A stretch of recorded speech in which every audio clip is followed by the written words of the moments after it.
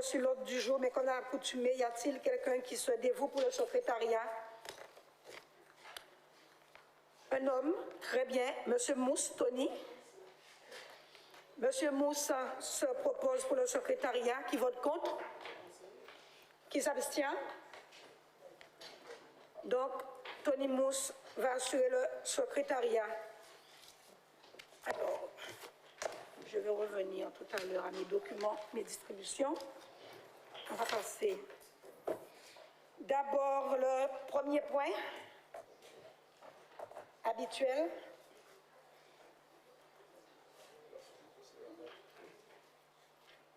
Le PV, ça va? Il y en a 2 à valider.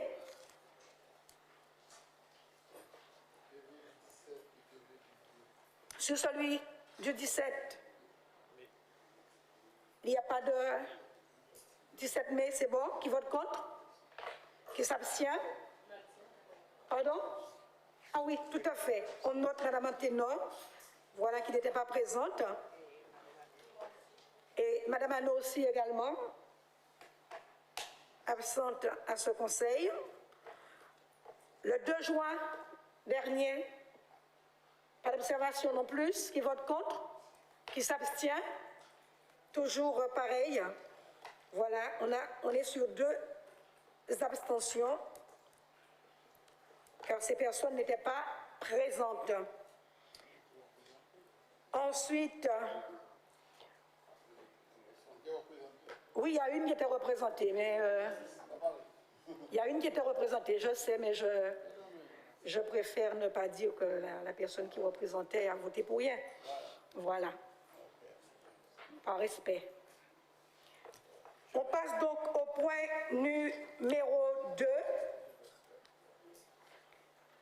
Il s'agit d'un point dans l'axe intercommunalité qui vous sera proposé par Madame Favorinus. Vous avez la parole. Merci Madame le maire. Bonsoir à vous tous. Alors ce point, c'est une autorisation à donner au maire de signer le procès-verbal de mise à disposition des biens de la commune de Bémao à la communauté d'Aglo Cap Excellence dans le cadre de la compétence relative à la gestion des eaux pluviales urbaines, dit GEPU.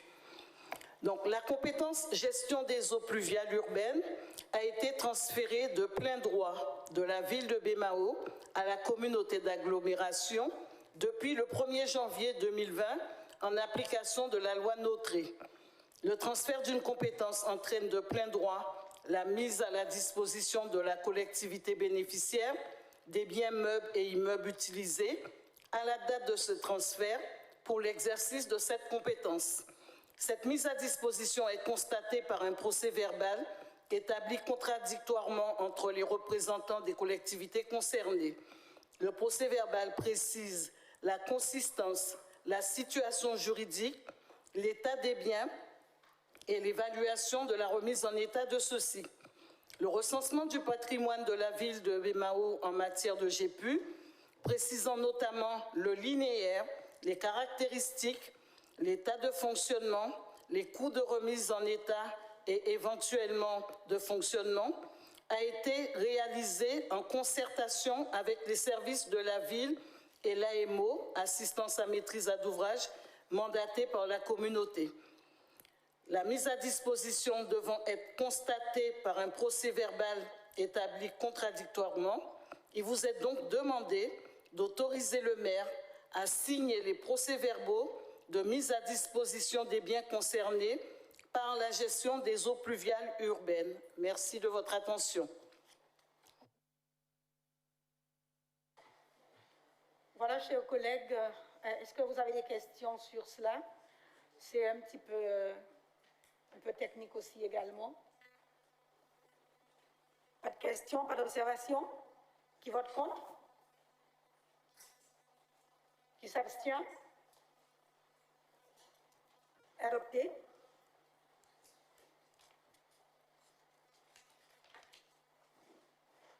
Le point numéro 3, Chazi Sirani. Merci Madame le maire. Bonsoir chers collègues, bonsoir aussi chers collaborateurs. Alors, ce point, il s'agit du règlement local de la publicité, levée de la taxe et exercice de la police à la communauté d'agglomération Cap Excellence. Élaborer un règlement local de publicité permet d'adapter la réglementation nationale en matière de publicité extérieure aux enjeux locaux et à la réalité du territoire. Il s'agit là d'un enjeu fondamental en termes d'attractivité d'un territoire afin de trouver un équilibre entre des objectifs de préservation des paysages et du cadre de vie des objectifs de développement économique de ce territoire. Le RLP est un document permettant à la collectivité qui l'élabore d'adapter la réglementation nationale issue du Code de l'environnement applicable en matière de publicité, enseigne et préenseigne, communément appelé Règlement national de la publicité. Le RLP définit une ou plusieurs zones où s'appliquent des règles plus restrictives que les prescriptions de la réglementation nationale en adaptant la réglementation à chaque partie du territoire en fonction de ses spécificités, de ses enjeux en matière de cadre de vie. Il peut également comporter des assouplissements sur des points précis prévus par le Code de l'environnement. Ainsi, conserver la maîtrise de l'élaboration de notre RLP, dans un premier temps, nous offre la possibilité d'être acteurs de nos paysages et du cadre de vie de nos citoyens, tout en soutenant l'économie locale. Dans un deuxième temps, nous permet d'établir la base de la fiscalité en conservant la levée de la taxe locale sur la publicité extérieure. Et, in fine, assure la conservation de la police de l'environnement au fin de lutter notamment contre la pose anarchique de panneaux d'affichage. Pour toutes ces raisons, il est proposé aux membres du conseil municipal de s'opposer au transfert de la compétence. Règlement local de publicité, levée de la taxe et exercice de la police à la communauté d'agglomération Cap Excellence en émettant un avis défavorable à la demande de son président. Il vous a demandé de bien vouloir en délibérer. Et merci de m'avoir écouté. Merci, Monsieur Sirani, pour la présentation de ce point. Il nous arrive de temps à autre d'avoir ces demandes qui reviennent et devant le Conseil, il s'agit soit de valider ou d'invalider. Et c'est le cas aujourd'hui s'agissant de cette réglementation en matière de publicité où il s'agit. On vous propose d'invalider, de refuser le transfert. Monsieur Sirani vous a expliqué toutes les raisons qui me semblent des arguments forts pour nous permettre de ne pas avoir à transférer cela, et notamment quand il s'agit de la base, quand il s'agit de l'environnement aussi, également la police dans ce domaine-là, et surtout être les acteurs, bien entendu, s'agissant du développement, du soutien au développement éco, etc. Donc voilà les différentes raisons, les arguments ont été indiqués. Donc moi, je vous propose justement de refuser de vous prononcer contre le transfert de la compétence en matière de règlement local de publicité. Voilà. Y a-t-il des observations, des questions dessus, Monsieur Lé? Bonsoir, Madame le maire, bonsoir, chers collègues. Okay. Madame le maire, quand nous refusons ce transfert, que propose-t-on en contrepartie? Ça, c'est un. La collectivité a-t-elle les moyens, en termes d'organisation, de répondre, si vous voulez, à cette demande? C'est-à-dire que mettre en place un plan de gestion opérationnel afin qu'on puisse, si vous voulez, en termes d'image, retomber sur nos deux pieds. Donc, nous voulons bien que la ville garde cette compétence, mais s'il faut garder pour garder, donc là, ça me pose un problème. Bon, je vais tenter de répondre à votre question parce que je vous avoue que, de toute façon, vous savez, Monsieur Lé, je donnerai la parole aussi également à l'élu en charge de la fiscalité. Il y a aussi des adjoints qui vont pouvoir vous répondre en plus en détail, hein, puisqu'ils sont au quotidien là-dedans. Vous avez aussi des techniciens aussi qui pourront vous répondre, qui sont aussi au quotidien là-dedans. C'est une compétence aujourd'hui qu'on peut conserver ou qu'on peut transférer. Ce n'est pas comme, par exemple, ce qu'on vient de voter à l'instant, qui est une obligation. Qu'on le veuille ou non, on est obligé de transférer. C'est comme pour la compétence économique, c'est comme pour la compétence déchets, la compétence eau, ce sont des transferts, la compétence politique de la ville, ce sont des compétences obligatoires. Après, il y a des compétences optionnelles, et chaque fois, ça peut être chaque année, ça peut être tous les 2 ans, d'accord? Souvent, c'est chaque année, ça revient. L'essentiel, c'est que la collectivité doit se prononcer, il y a un délai, il y a une deadline, pour se prononcer afin que ce transfert ne devienne pas automatique. D'accord? Et c'est ce que nous sommes en train de faire. Mais c'est une compétence que nous avons pour habitude nous avons cette délégation chez nous. Nous avons un élu qui travaille, nous avons un service également dédié à cela. Je crois que l'agent responsable, c'est M. Jury, c'est ça? Hein, qui s'occupe de tout ce qui est, avec d'autres, de tout ce qui s'occupe de publicité, etc., notamment en matière de l'environnement. On a la police de l'environnement de ce domaine-là qui fonctionne aussi également. Et ça nous permet aussi également d'accompagner nos chefs d'entreprise, quelquefois, quand ça ne va pas. On peut aussi les accompagner parce qu'ils ont aussi ce qu'on appelle la redevance, aussi qui est payée à la collectivité. Donc, ça permet d'avoir cette maîtrise-là au niveau de la collectivité. Voilà. Monsieur Daubin, vous souhaitez... allez-y. Pas prévu de répondre, bonsoir chers collègues. Donc c'est bien parce qu'on a la maîtrise même de ce dossier qu'on veut conserver. Ça fait très longtemps que nous maîtrisons le système, qu'APEC Excellence est venu pratiquement après et que nos agents, comme on dit, sont en pointe de ce sujet. C'est bien la fiscalité qu'on veut maîtriser, donc les recettes. Donc c'est bien ça, c'était ta deuxième réponse. On veut garder parce qu'on a la maîtrise de l'exercice de ce dossier. Voilà. Oui. Oui, je voulais vous rassurer aussi, Monsieur Lee, que de toute façon, il n'y a pas de besoin nouveau parce que c'est un dossier sur lequel la ville a l'habitude de travailler. Nous avons l'habitude de rencontrer justement les chefs d'entreprise pour leur rappeler justement la réglementation en la matière, aussi bien les grands poseurs de panneaux comme les petits, pour leur rappeler la règle et le respect de l'environnement. Certes, à ce jour, tout n'est pas encore parfait, mais c'est un travail continu et la compétence est déjà là, ça se fait déjà. Le fait de ne pas transférer ne nous impose pas une ressource humaine supplémentaire. Bien. Qui vote contre? Qui s'abstient? Ce point est donc adopté. On passe à l'axe proximité et cohésion sociale avec le point numéro 4 présenté par Mme Théodore. Bonsoir à tous. Merci Madame le maire. Alors, c'est une autorisation à donner au maire pour la mise en place du dispositif Travaux d'intérêt collectif pour la session 2022. Dans le cadre de la politique de la ville envers les jeunes du territoire, il a été initié à travers le contrat de ville l'action intitulée Travaux d'intérêt collectif. Cette opération initiée depuis 2010 permet de proposer une action occupationnelle durant la période des grandes vacances scolaires à des jeunes bémaotiens âgés de 16 à 21 ans scolarisés, habitant en priorité dans les quartiers de veille active.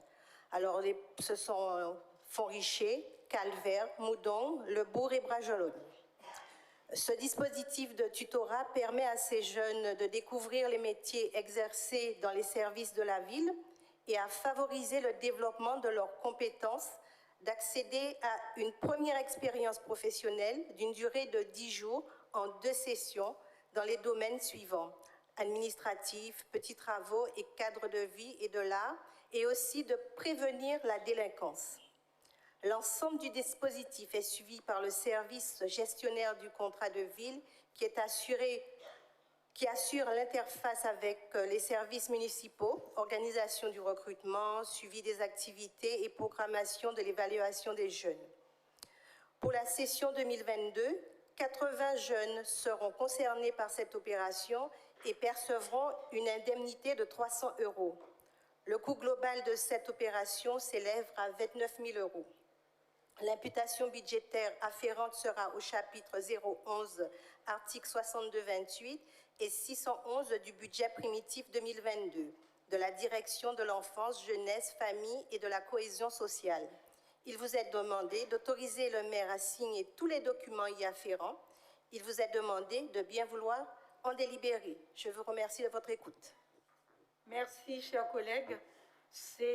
On pourra le dire aujourd'hui, hein, c'est une délibération classique que nous prenons chaque année en faveur des jeunes des quartiers dits de veille sur le territoire de la ville pendant la période des vacances, avec pour principal objectif, elle a dit, de leur permettre de découvrir un panel de métiers, mais surtout de prévenir l'oisiveté sur le temps des vacances. Y a-t-il des questions, des observations?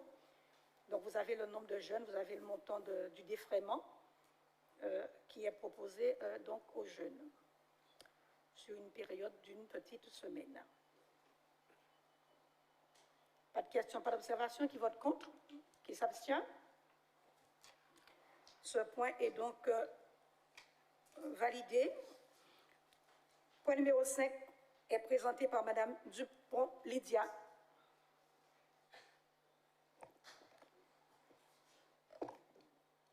Merci Madame le maire. Chers collègues, bonsoir à tous. Alors le point numéro 5, c'est la signature de convention de partenariat en insertion professionnelle entre la ville et les associations pour le droit de l'initiative économique, l'entreprise de conseil et de l'agence d'intérim actuelle Intérim Insertion. Alors, pour rappel et information, dans le cadre de la politique de lutte contre le chômage, la ville propose un partenariat avec des structures suivantes œuvrant dans le domaine de l'insertion professionnelle pour un accompagnement renforcé au quotidien des usagers en recherche d'emploi et d'améliorer les services de proximité vers les entreprises locales. Il s'agit de l'Association pour le droit d'initiative économique, c'est l'ADI, de l'entreprise de conseil L'Envergure et de l'entreprise d'intérim Actual Intérim Service A2I. L'objectif est d'assurer un service de proximité en direction des demandeurs d'emploi de la ville. Alors, par la mise à disposition d'informations liées à l'information professionnelle, par la proposition d'offres d'emploi, par la mise à disposition d'un ensemble de services et de supports techniques professionnels et par une collaboration pour l'organisation d'événements ou de manifestations à l'insertion des entreprises et des demandeurs d'emploi. Chers collègues, c'est à ce titre qu'il vous est demandé de bien vouloir autoriser le maire à signer la convention avec les partenaires que je viens de vous citer à l'instant et vous demande de bien vouloir en délibérer, ainsi qu'avec tous les documents accompagnés à cet effet. Merci à vous. Merci, chers collègues, pour cette présentation, bien entendu. C'est là encore l'objectif d'accompagner les jeunes dans une démarche d'insertion, mais là beaucoup plus durable. Et donc, c'est la raison pour laquelle nous signons ces conventions. Dans la même démarche, nous aurons également, la semaine prochaine, dans le cadre de la fête patronale, la signature aussi de conventions avec des partenaires où nous étions déjà au travail, mais on va renouveler ces conventions, à savoir l'Agence départementale d'insertion ADI, le Pôle emploi, mais aussi également le RSMA. Donc là aussi, on aura des conventions qui seront renouvelées avec ces partenaires-là, de manière à être encore beaucoup plus efficaces sur le terrain quant à l'insertion de nos jeunes. Des questions, des observations sur ce point? Pas de questions, pas d'observations? Qui vote contre? Qui s'abstient? Le point est donc adopté. On passe au pôle aménagement avec M. Doba. Bonsoir aux collègues. Il s'agit du point numéro 6 bilan des cessions et acquisition des biens en 2021. Donc chaque année, pendant toute l'année plutôt, nous présentons des dossiers d'acquisition de parcelles ou de cession de parcelles appartenant à la commune. Mais la loi nous fait obligation de réaliser à l'issue de l'année, on dit dans l'année suivante en quelque part, parce qu'il y a eu de bien 2021, un bilan, ça s'appelle le bilan financier, effectivement, des parcelles vendues ou des parcelles acquises. Cette année, il n'y a pas eu d'acquisition cette année, mais seulement des cessions au nombre de 13 pour un montant de 240 150 €. Donc, les dossiers, les cessions, il s'agit de 13 régularisations des parcelles occupées à Trioncel-Lonville et 2 parcelles situées au lotissement Les Hauts de Chantilly. Merci de m'avoir écouté.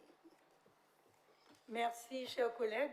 Ce sont des sessions que nous avons eu à voir aux différents conseils. Et là, il s'agit de faire le bilan. Donc, on avait déjà vu en conseil. Des questions, des observations? Qui votent contre? Qui s'abstiennent? Point donc adopté. Si vous ne voyez pas d'inconvénients, chers collègues, je vous propose que les points 7 et 8 soient présentés par Mme Lebas. Ensuite, il y aura discussion puis vote point par point. Vous agréez? C'est bon? Très bien. Mme Lebas, points 7 et 8. Merci, Madame le maire. Bonsoir, chers collègues. Donc, concernant le point 7, c'est l'actualisation du tableau des effectifs au 1er juillet 2022. La présente modification du tableau des effectifs vise à son actualisation pour prendre en compte les éléments suivants, entre autres, la délibération de ce même jour portant création d'emplois, les cessations d'activité intervenues, les demandes de changement de filière formulées par des agents en poste pour une meilleure adéquation, grade, fonction occupée, l'application du tableau d'avancement au grade d'adjoint administratif principal de première classe au titre de l'année 2020. Cette mise à jour du tableau des effectifs permet de le rendre conforme à la réalité de l'organisation de la collectivité. Le point numéro suivant, il s'agit de la création d'emplois permanents.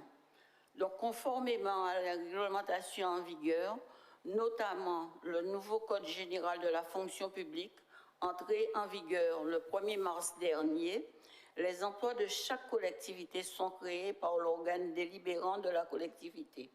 Il appartient donc au conseil municipal de fixer par délibération, à chaque fois qu'il est nécessaire, l'effectif des emplois nécessaires au fonctionnement des services. Aussi, considérant le nouvel organigramme structurel de la ville et les besoins recensés pour la bonne marge de service, notamment au sein de la direction coordination, transition numérique et technologique, considérant la nécessité du recrutement d'un infirmier ainsi que de médecins de prévention collaborateurs statutaires ou contractuels, considérant les nominations à venir des lauréats au concours et examens professionnels, considérant les demandes d'intégration dans les cadres d'emploi des adjoints techniques et techniciens formulées par des agents titulaires et les avis favorables émis, le maire propose à l'Assemblée de procéder à la création des emplois comme présenté dans le document qui vous a été communiqué, soit un grade d'ingénieur catégorie A, effectif 1, ce serait pour la direction coordination, transition numérique et technologique, chargée du projet territorial. Motif, ça peut être une nomination de contractuel après audition. Un infirmier pour la coordination, l'innovation et la performance, conseil et prévention pour la santé du personnel. C'est un recrutement contractuel après audition. Un médecin de première et deuxième classe de la catégorie A, temps partiel, coordination, innovation et performance, médecin de prévention collaborateur, recrutement contractuel ou statutaire. 2 rédacteurs, catégorie B, un pour la direction coordination, transition numérique et technologique, assistant de manager, et un responsable administratif à la répéter. 4 techniciens catégorie B. 1 pour la DVRC, coordonnateur technique cadre de vie, un DAG référent audit interne, une coordination transition numérique technologique, coordonnateur technique et un à la DVRCV, responsable du service cadre de vie. Ce sont des lauréats du concours interne. Ensuite, 2 ingénieurs catégorie A, 1 pour la DVRCV, responsable adjoint voirie, réseau, infrastructure, et 1 à la DSTI, responsable du service administratif, sécurité des réseaux. Toujours, ce sont des lauréats au concours interne. Un attaché pour la responsabilité de la coordination administrative, marketing territorial. Il est aussi lauréat au concours interne. Ensuite, nous avons 2 adjoints techniques principales de 2e classe, un à la DRVCV pour porter cadre de vie et un agent d'entretien. Là, il s'agit d'un changement de filière et une demande d'intégration. Ensuite, 2 adjoints techniques principales 1e classe. Donc, il y en a un à la DUP, un 2e également responsable de service toujours à la DUP et un chef d'équipe à l'école. Et donc, il s'agit de changement de filière et une demande d'intégration. Et également un technicien de la catégorie B qui est à la DAJCP, gestionnaire technique. C'est un changement de filière et une demande d'intégration. Je rappelle que la rémunération et le déroulement de carrière de ces agents seront afférents au cadre d'emploi et grades concernés. Il vous est demandé de bien vouloir en délibérer. Merci. Voilà, chers collègues, là encore, c'est classique. Chaque fois qu'il y a des modifications, des changements, on a aussi ce tableau qu'il faut réactualiser. Et quand il y a aussi des besoins, aujourd'hui, la loi nous impose, même si c'est pour 3 mois, il faut encore actualiser et venir dessus. C'est le cas notamment des contractuels. Des questions, des observations? Pas de questions? Pas d'observations? Qui vote contre? Qui s'abstient? Le point est donc adopté pour le 7. Question numéro 8. Des questions, des observations? Pas de questions, pas d'observations? Qui vote contre? Qui s'abstient? Point numéro 8, adopté. On passe à l'axe éducation. Madame Mimiette, vous avez la parole. Oui, bonsoir à tous, bonsoir Madame le maire, bonsoir chers collègues. Donc il s'agit de la récompense aux lauréats de l'année scolaire 2021-2022. Après une année scolaire encore marquée par la crise sanitaire, la ville de Bemao, à travers la direction de l'éducation, des sports et de la santé publique, exprime sa volonté d'accompagner les jeunes dans la poursuite de leur cursus scolaire. Pour la session 2021-2022, une prime sera versée aux nouveaux bacheliers afin de valoriser le travail fourni et récompenser les efforts accomplis par ces élèves tout au long de l'année. Une récompense leur sera donc attribuée à l'ensemble des bacheliers de la promotion. Donc, les conditions de participation sont les suivantes.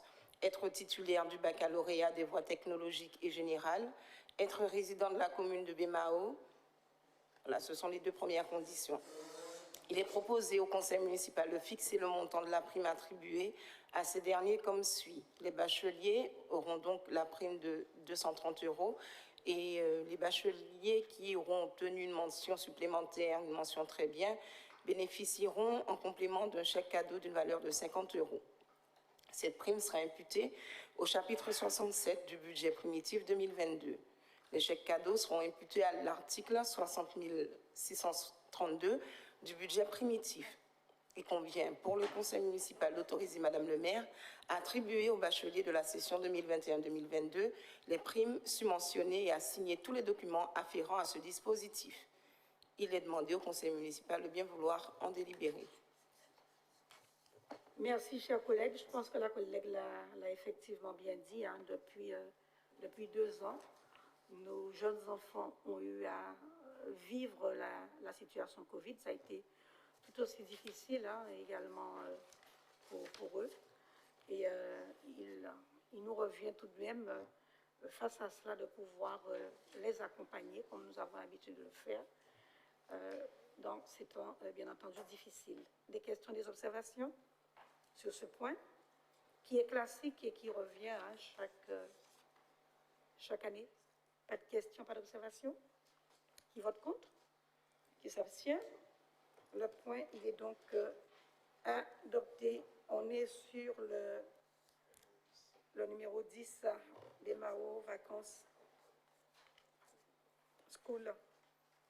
Madame Mimi est aussi également, c'est ça? Oui, il s'agit d'autoriser Madame le maire à mettre en place le dispositif BMAO Vacances School, édition 2022. Donc la ville de BMAO en est à sa 3e édition du BMAO Vacances School. L'objectif de ce dispositif est de proposer des actions d'animation durant la période des grandes vacances aux jeunes de la ville. La pandémie de Covid a modifié la programmation des actions proposées en 2021. Cette période de crise a permis de revoir les politiques publiques communales en faveur de la jeunesse et de leur proposer en 2022 une panoplie d'animations dans le respect des consignes sanitaires. La mobilisation des jeunes pendant ces grandes vacances permettront de maintenir le lien social, prévenir l'oisiveté et des phénomènes d'errance, découvrir et s'approprier son patrimoine, participer à des actions éducatives complémentaires et bien d'autres encore. Il est à noter la contribution de divers partenaires tels que les associations sportives et culturelles qui ont répondu favorablement à l'appel à projet de la ville, différents acteurs institutionnels ainsi que les services de la ville. Les activités se dérouleront sur l'ensemble du territoire bémaocien, particulièrement dans les quartiers de veille active. Donc il y aura des animations à destination de publics spécifiques identifiés par le GLPD. Pour rappel, le GLPD correspond au groupement local de prévention de la délinquance qui propose un accueil de loisirs, mais aussi des excursions VTT, visites de divers sites. Des animations à destination du tout public pour les jeunes ayant de 7 à 21 ans, avec la direction de l'animation culturelle, touristique et du patrimoine immatériel qui proposera des ateliers théâtre, des actions citoyennes, des visites guidées, le cinéma, des ateliers CAR et bien d'autres activités. D'autres actions à destination du tout public, toujours autour de la lecture, de manière ludique et en vue de la rentrée scolaire.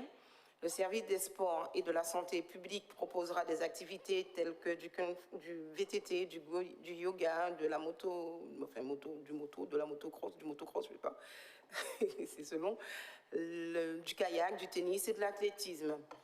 Des animations avec la direction de l'enfance jeunesse, famille et cohésion sociale pour les jeunes de 14 ans et 17 ans. Le centre social proposera également des activités pour les enfants de 3 à 6 ans.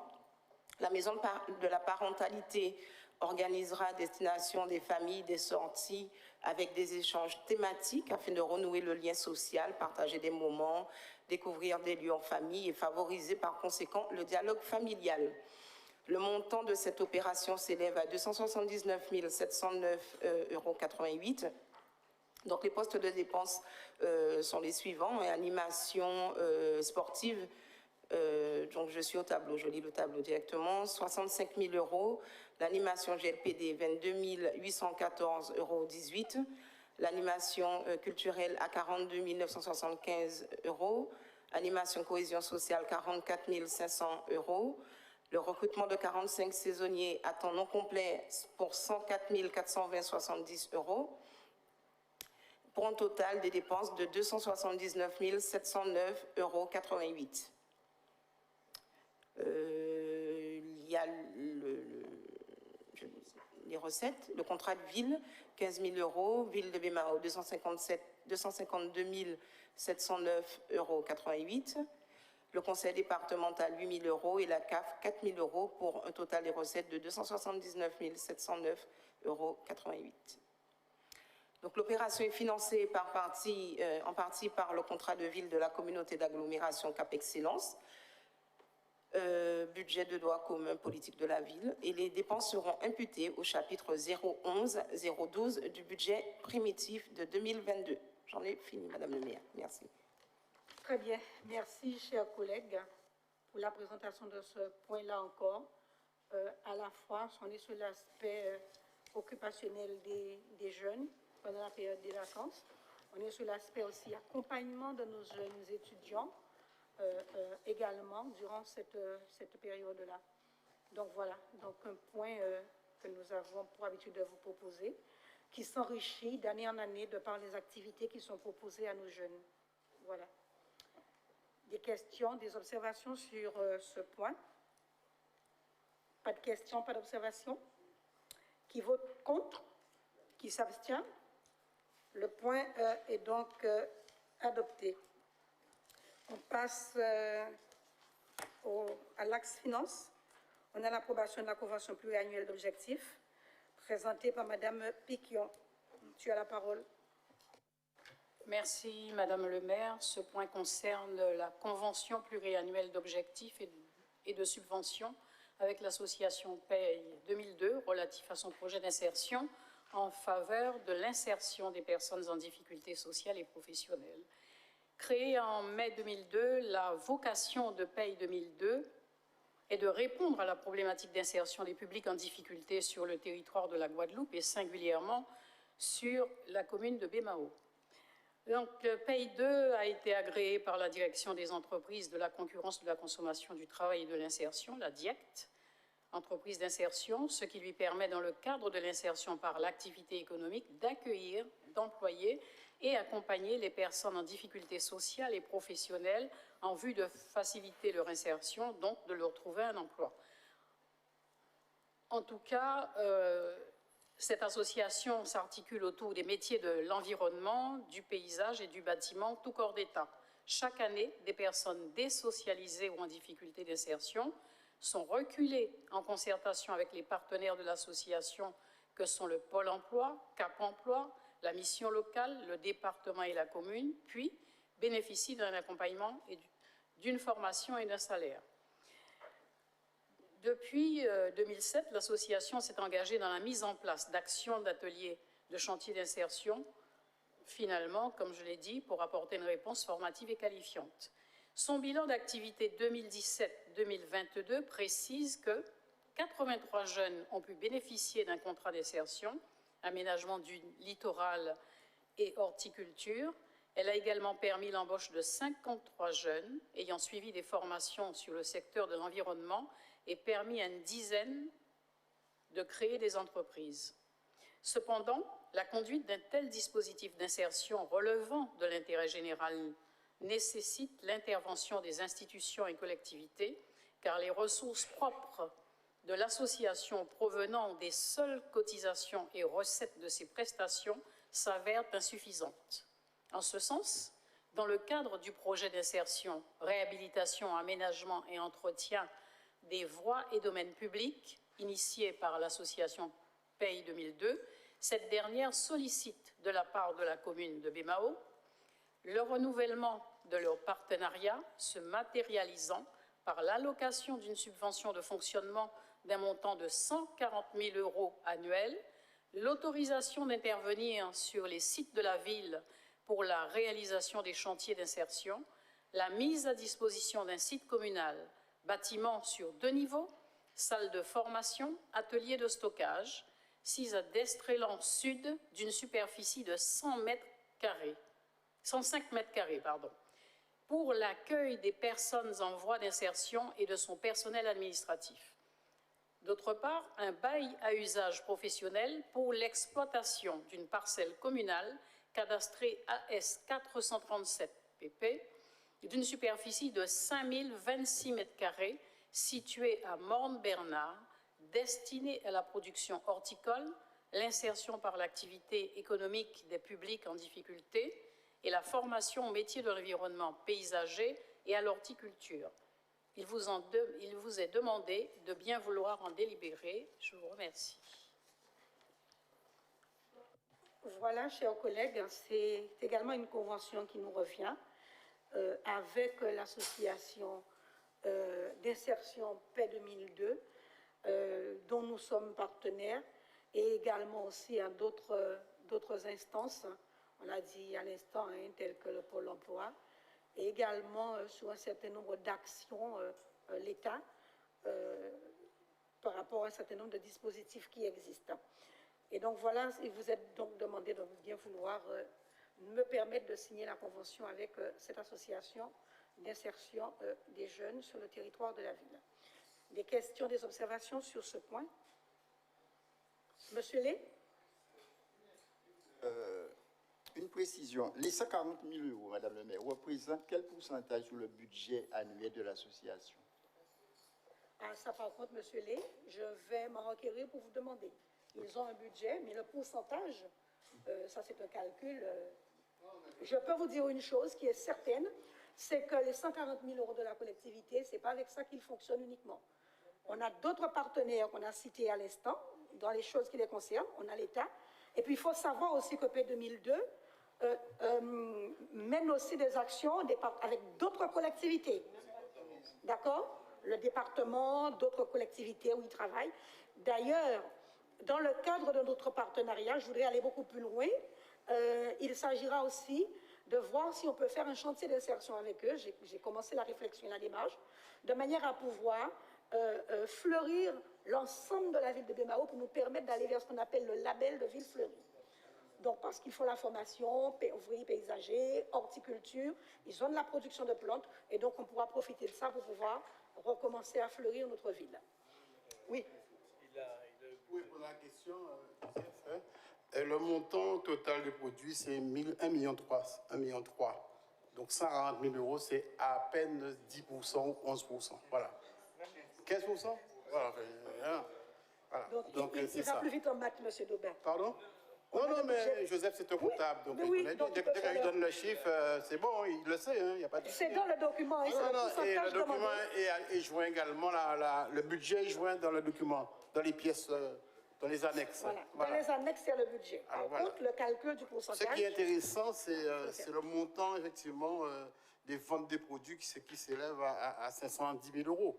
Ça veut dire qu'il y a une vraie activité produite par l'entreprise même, voilà, et que la subvention... ne vient qu'après. Voilà. En complément, voilà. Mais 15% de subvention, c'est vraiment... Ils ont vraiment... c'est une association qui s'est bien développée aujourd'hui, qui fonctionne très bien et dont le fonctionnement a été reconnu par les services de l'État, de par non seulement la qualité du service rendu, mais aussi également pour la manière d'accompagner les jeunes sur le territoire. Voilà. Le résultat obtenu, en tout cas. Qui vote contre? Qui s'abstient? Voilà. Donc, le point est donc adopté.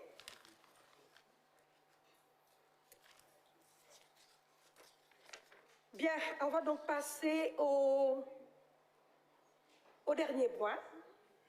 On arrive aux subventions.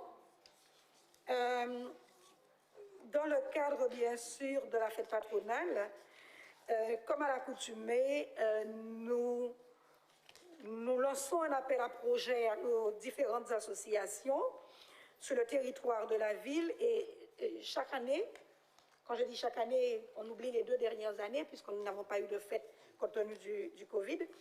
Il y a donc une thématique qui est proposée et les associations proposent des activités en fonction, bien sûr, de la thématique qui est retenue. Cette année, on est sur le volet tradition et modernité.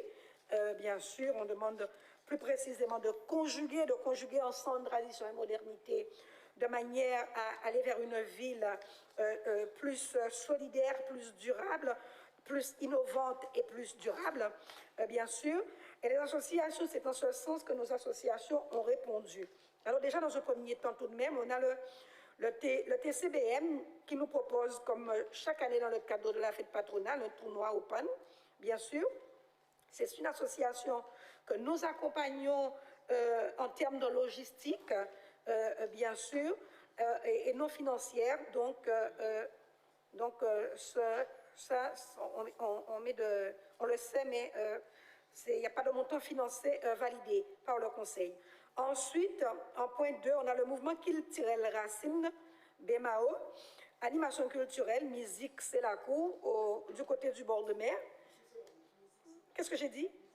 Oh, musique, c'est l'amour. C'est parce que j'ai pensé Mais non, c'est pas ça. J'étais sur j'étais sur la route du Rhum.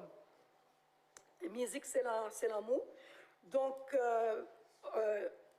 une subvention de 10 000 € leur est allouée.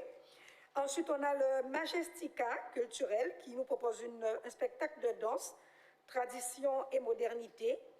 Voilà, sur une période du 23-26 juin, 1 100 € demandés, 1 100 € validés. On a aussi également le BMM, qui est l'association de modélisme, comme chaque accoutumé à chaque période de fête. Ils ont une grande porte ouverte là-dessus. 890 demandés, 890 proposés.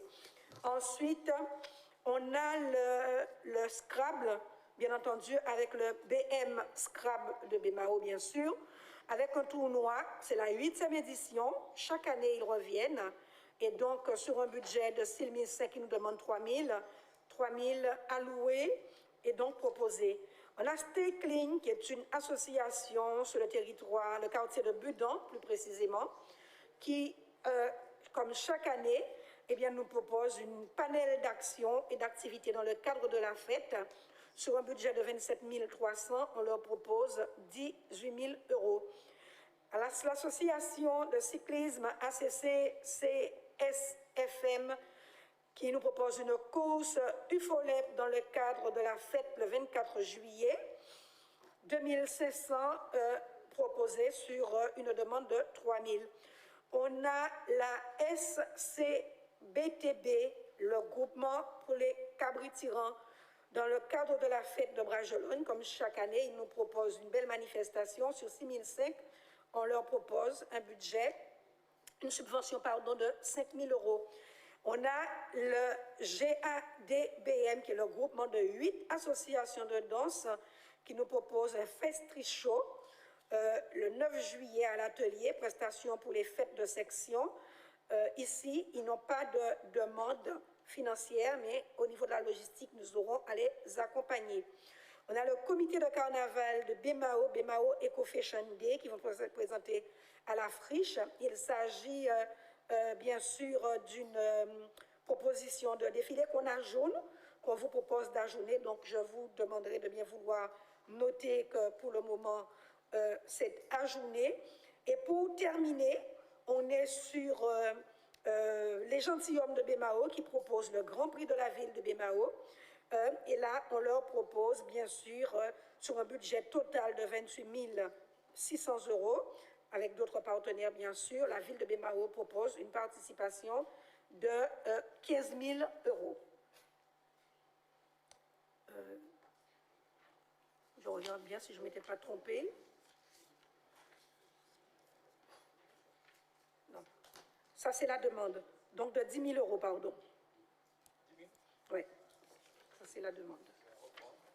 Je reprends l'intégralité.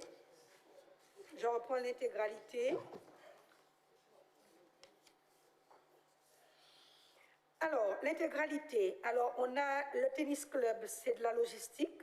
Le mouvement culturel Racine, 10 000 €. Majestica, 1 100. BMM, 890. Ça correspond à la demande pour les deux derniers, 800 et 1100. Le Scrabble, 3 000 €. Stecline, 11 000 €.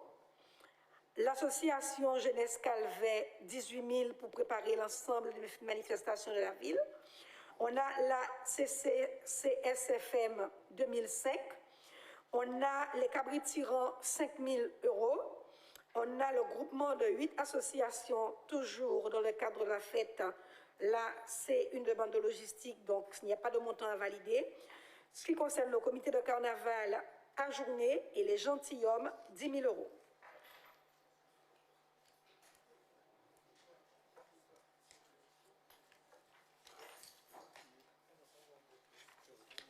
Et donc voilà, des collègues, des observations? Des observations, ça va? Pour les propositions? Qui vote contre? Qui s'abstient? Ce point est donc adopté. Là, c'était pour les points votés. On a un point d'information, chers collègues. vous avez reçu dans votre... qui ne prête pas, qui ne donne pas lieu à délibération. C'est pourquoi j'ai dit le dernier pour les délibres qui sont votés. Il s'agit d'une information sur le nouveau régime de publicité qui est entré en vigueur et de conservation des actes pris par la commune de Bemao et de son centre communal d'action sociale. Donc voilà. Madame la DGS, c'est Madame Sigard, monsieur Skias qui est sur ce point. Madame Sigard, tu as donc la parole.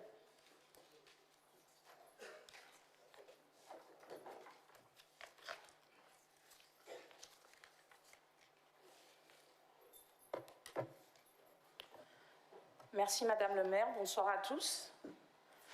Je vais donc vous présenter le nouveau régime de publicité, d'entrée en vigueur et de conservation des actes pris par la commune et son centre communal d'action sociale. Donc les références juridiques sont la loi du 27 décembre 2019 relative à l'engagement dans la vie locale et à la proximité de l'action publique, l'ordonnance du 7 octobre 2021 portant réforme des règles de publicité, d'entrée en vigueur et de conservation des actes pris par les collectivités territoriales et leurs groupements, ainsi que son décret de la même date. Donc, l'ordonnance du 7 octobre 2021, qui s'inscrit dans le chantier de transformation de l'action publique, répond tant à l'objectif de simplification du droit qui pèse sur les collectivités territoriales qu'à l'exigence démocratique d'accès de l'ensemble des citoyens aux décisions locales. Cette ordonnance simplifie, clarifie, harmonise les règles en vigueur et renforce le recours à la dématérialisation qui n'était aujourd'hui prévu qu'à titre facultatif et complémentaire. La sortie de cette ordonnance et celle de son décret entraînent une modification de nos pratiques de gestion du conseil municipal et de celle du conseil d'administration du CCAS dès ce 1er juillet 2022. On compte donc 2 évolutions majeures pour nos assemblées délibérantes: simplifier en évitant les procédés redondants et chronophages, harmoniser en définissant explicitement le contenu des actes. Sur l'objectif de simplification, en évitant les procédés redondants et chronophages, désormais, les délibérations n'auront plus à être signées par tous les conseillers municipaux ou administrateurs présents à la séance. Seules les signatures du maire, président du CCAS et du ou des secrétaires de séance seront attendues.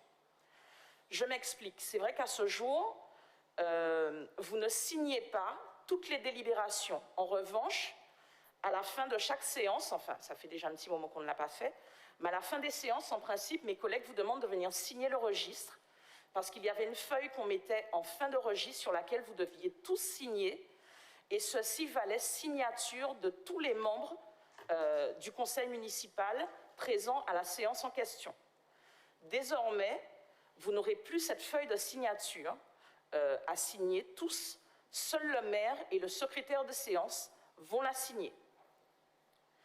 Ainsi, chaque feuillet clôturant une séance rappellera simplement les numéros d'ordre des délibérations prises et comportera seulement la liste des membres présents. Ce feuillet sera inséré dans le registre des délibérations qui va demeurer sous format papier. À titre complémentaire, on pourra prévoir un support numérique et sur lequel seules les signatures du maire et du président du CCAS et des secrétaires de séance seront également attendues. Sur l'objectif d'harmonisation en définissant explicitement le contenu des actes, le pouvoir réglementaire a entendu redéfinir le contenu minimal des procès-verbaux de conseil afin notamment d'éviter de les transformer en compte-rendu exhaustif tel qu'on le constate parfois aujourd'hui. Ainsi, le compte-rendu du conseil municipal et du conseil d'administration du CCAS, qui sont affichés dans la semaine suivant la séance, vont disparaître. Ils vont être remplacés par une liste des délibérations prises qui sera affichée en mairie et mise en ligne dans le délai d'1 semaine après la séance de ce conseil. Seul le procès-verbal va demeurer. Il sera arrêté au commencement de la séance suivante ou une séance prochaine en tout cas, et signé par l'exécutif et le secrétaire de séance. Il sera publié sur le site internet de la ville dans la semaine qui va suivre son approbation par les membres du Conseil. En sus de ces deux objectifs, cette ordonnance de 2021 a souhaité également moderniser en valorisant la dématérialisation des documents. Ainsi, dès le 1er janvier 2023, ceci ne va pas impacter directement le conseil municipal, mais la publication des plans locaux d'urbanisme et délibération d'approbation de ces documents sur le portail national de l'urbanisme sera indispensable pour rendre ces actes exécutoires. Aussi, le recueil des actes administratifs qui réunissait les délibérations et les arrêtés pris par l'exécutif local est supprimé, le recueil papier. Désormais, sa publication sous forme électronique est imposée pour les communes de 3 500 habitants, ce qui est notre cas. Nous avons toutefois des exceptions à cette full dématérialisation. Ainsi, en cas d'urgence, un simple affichage des actes pourra les rendre exceptionnellement exécutoires, malgré l'absence de publication électronique. Toutefois, cette publication électronique sera rendue obligatoire dans les plus brefs délais, car elle seule va permettre de faire courir le délai de recours contentieux. En matière urbanistique, en cas de dysfonctionnement de la plateforme de téléversement, une publication ordinaire pourra suffire dans la limite de 6 mois à compter de la date à laquelle le document sera devenu exécutoire. Aussi, afin d'assurer l'information des citoyens ne disposant pas d'Internet ou ne maîtrisant pas les outils numériques, la publication dématérialisée des actes est assortie de l'obligation pour la ville et pour le CCAS de les communiquer sur papier à toute personne qui en fait la demande, sauf demande abusive. Je vous remercie de votre attention et je suis à votre disposition pour d'éventuelles questions. Merci, Madame Sigar. Y a-t-il des questions quant à cette présentation d'informations? Madame Sigar est à votre disposition. Il y a eu la bonne compréhension. C'était bien expliqué, Madame Sigar. Par conséquent, il n'y a pas de questions. Il m'appartient donc, chers collègues, de vous remercier pour la bonne tenue de ce conseil. Je vous souhaite une belle fin de semaine. Merci.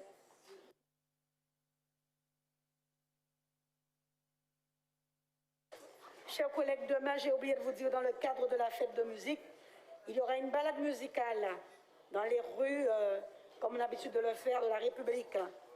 Plusieurs points donc sera en tout cas proposés, où vous allez pouvoir écouter de la bonne musique. Voilà, balade musicale.